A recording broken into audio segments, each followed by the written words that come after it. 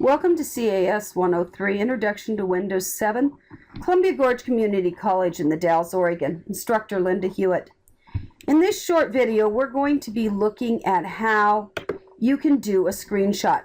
Maybe you have an image that you would like to get a picture of. It might be a sales receipt. Maybe you've ordered something online and you don't have access to a printer. Maybe because in class I'm going to ask you to do a screenshot of something that's showing on your computer. But you've got something up on your screen and you need to get a picture of that screen. Now there are a number of ways to do it, and there's no one right way and one wrong way. There's a Snagit tool that's built into Windows 7 that you can use.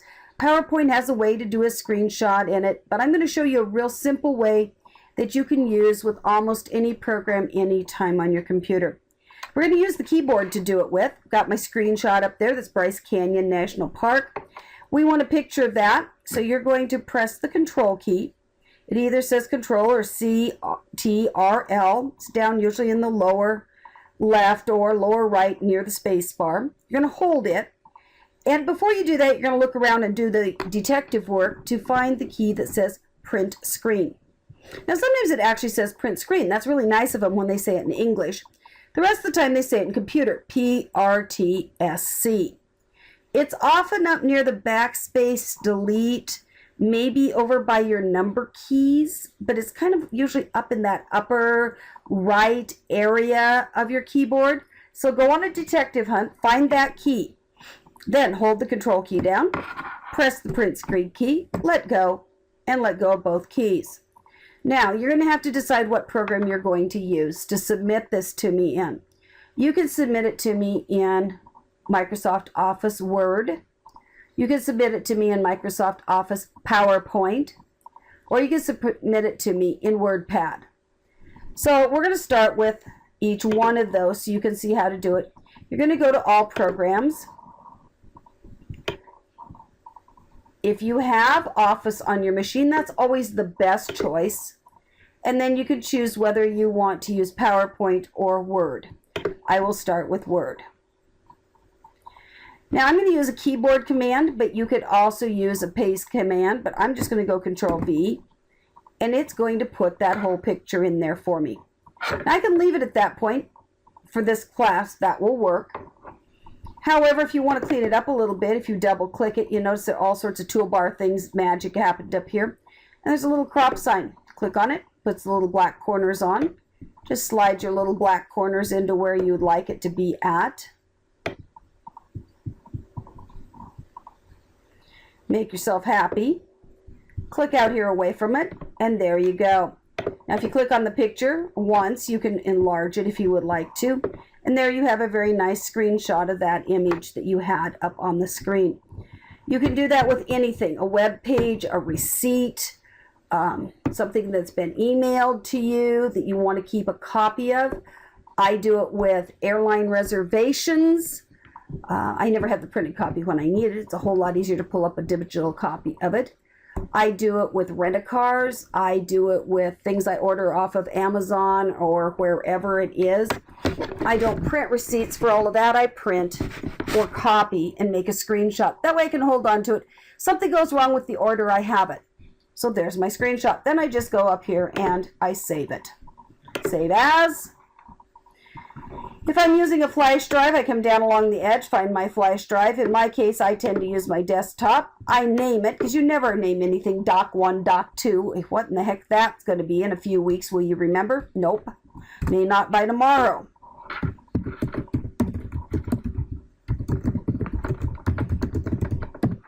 And I'm going to call it Word because it's the one we did in Word.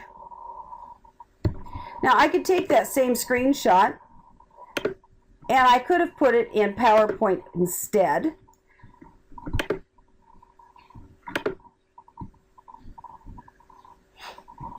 If I use the layout, I can just switch it to a blank.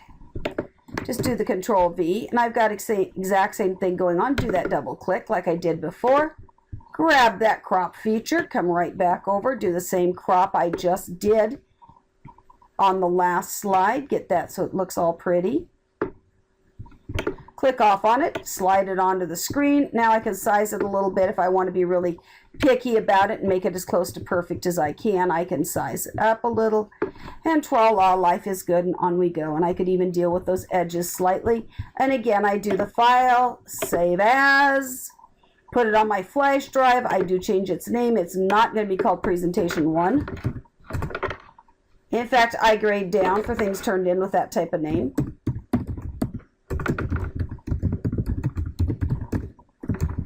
The abbreviation for PowerPoint is PPT, so I'm going to just use that to keep it nice and simple for myself.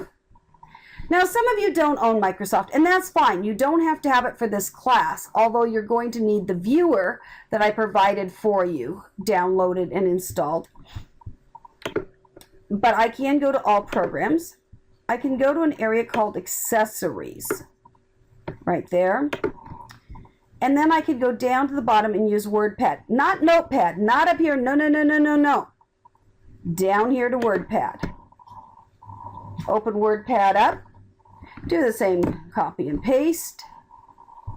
Click on it. And you know, I'm not sure if I've got enough ability to crop in here or not. I'm going to think this is about what you get is what you see. It also looks like it's slightly damaged. The picture coming in, it isn't quite as clear and as perfect, but we're asking a low-end program to do a high-end task. It will be enough to get you through with what you're doing in class. You're going to have to go over here and click on the file, or right here for file. You're going to have to get it saved.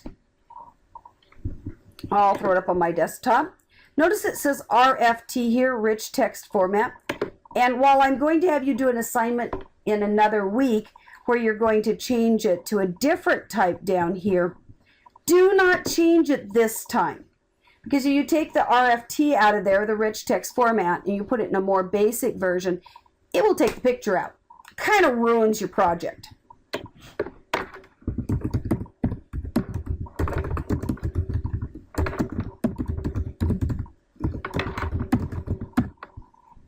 And then go ahead and save it. Once you have gotten it saved, then of course you're going to have to upload it into Moodle.